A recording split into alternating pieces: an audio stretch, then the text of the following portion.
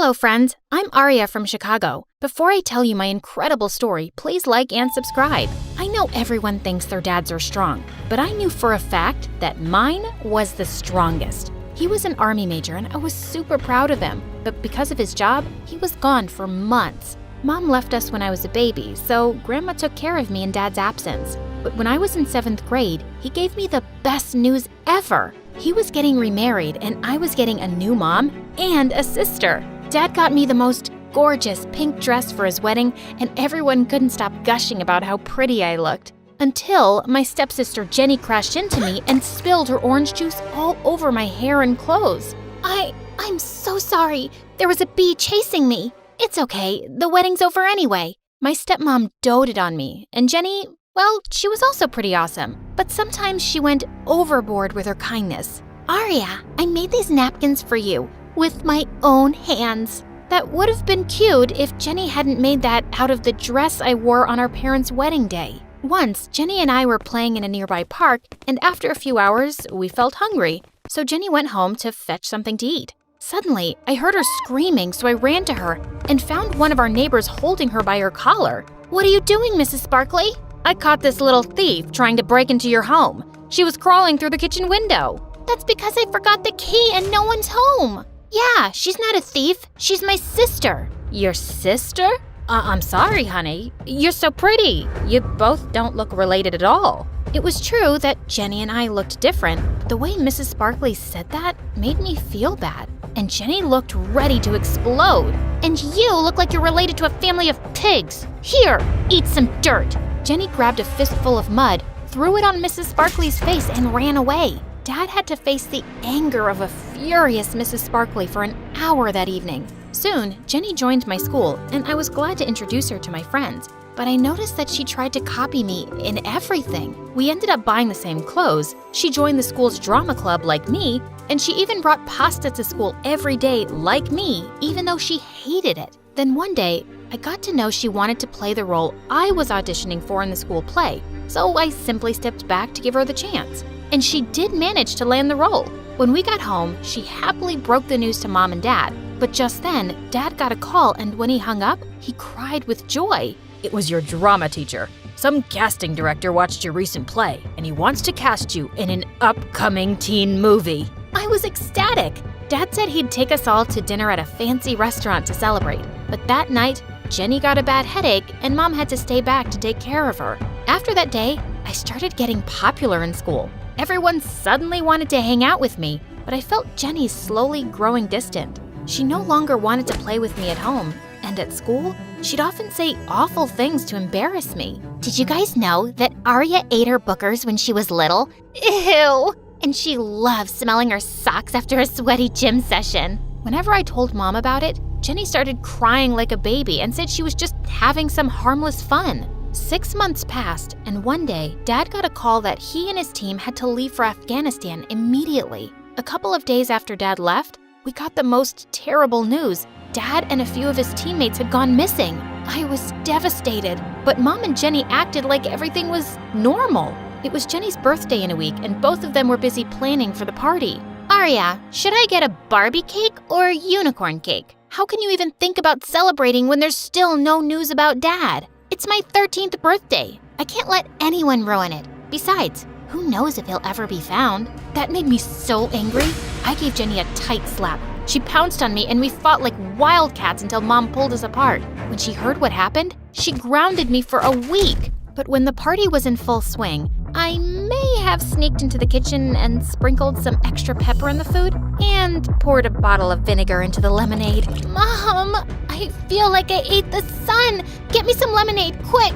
"What did you mix in it? It tastes like pee." Ugh. The party was ruined, and obviously, it didn't take long for Mom and Jenny to figure out who was responsible for it. "Your daddy spoiled you way too much, Aria. But now it's time to knock some sense into that pretty little head of yours." Mom placed a mop bucket in front of me and asked me to clean the kitchen. Just then, I saw Jenny walk out of my room with all my favorite dresses. "Since you didn't get me a birthday cake, I'm taking these. Oh, and I also like the headband you're wearing."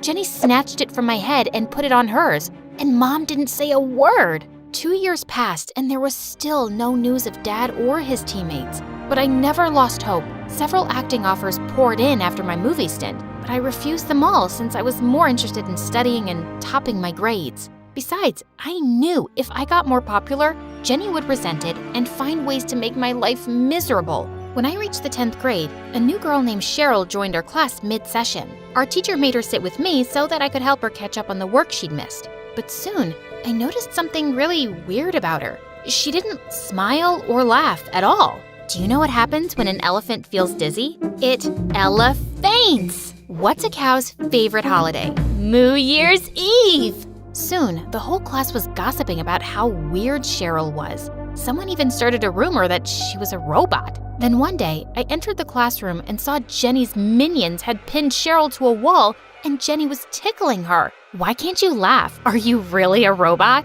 Stop it. Leave her alone. I will, when she smiles. I'm sure Cheryl doesn't want to waste her smile on a moron like you. Just then, our teacher entered and everyone went back to their seats. After that incident, Cheryl and I grew super close. She told me that she had a rare condition called Mobius syndrome that made it impossible for her to have any facial expressions. The kids at my previous school kept bullying me, so I begged Mom to shift me to a new one. But I guess I'll always be a weirdo. Cheryl, you're perfect just the way you are. I'm gonna make sure no one makes you feel otherwise. I asked our teacher if Cheryl and I could organize workshops to educate kids about Mobius syndrome, and she gladly agreed. Our workshops were a great success.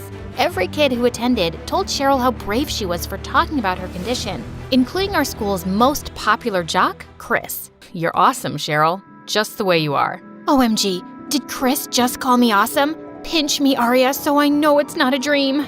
Even our principal praised us and told me it was heartwarming to see the efforts I'd put in to help Cheryl. A few days later, we had a debate competition in which both Cheryl and I participated. When the results were announced, I stood first and Cheryl stood second. We both hugged each other, but just then, Cheryl's mom marched up on stage and started yelling at her. You always stood first in your previous school. What happened to you? Why have you suddenly turned stupid? But she came in second, and that's pretty awesome too. You should be happy for her. Of course you'd say that since you bagged the top spot. Cheryl, this girl's your competition. You need to stay careful. Whatever did that mean? After that day, Cheryl and I participated in a few more competitions, all of which I won while she stood second or third. She didn't seem to mind, but I knew her mom was giving her a tough time for it. She thinks I was better off in my previous school. But doesn't she care about all the bullying you faced? She says because of my condition, it's something I have to learn to live with. And here I thought my stepmom was a witch.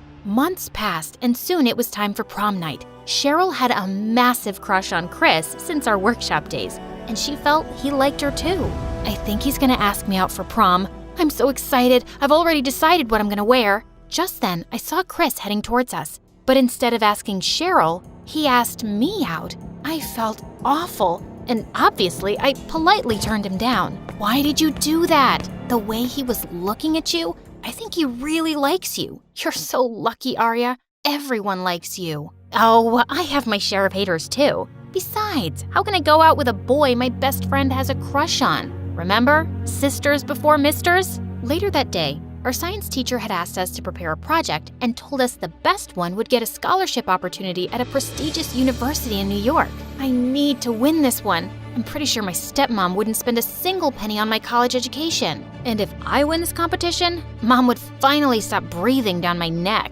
No matter which of us wins, a pizza party with lots of ice cream is guaranteed. For the next few days, Cheryl and I got busy with our projects. When we brought them to school on the submission day, I was surprised to see how amazing her project was. This looks so incredible. I'm sure you're winning this time. You really think so? I spent the last 3 nights working on it. Just then, it was announced that we had to keep our projects in the auditorium for the teachers to review. After placing my project next to Cheryl's, I was about to leave when a hand roughly turned me around. How dare you agree to go out with Chris?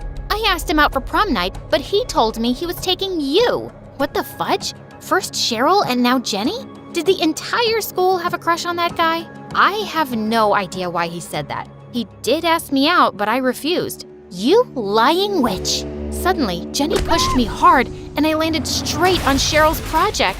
Oh God, Jenny, what did you do? I frantically tried saving Cheryl's project, but just then I saw her walk in. What's taking you so long, Aria? My project! I'm sorry, Cheryl. It was an accident. Stop lying, Aria. I just saw you ruin this project. I tried to stop her, Cheryl, but she said she had to win this competition at all costs. I was shocked at how evil Jenny could be.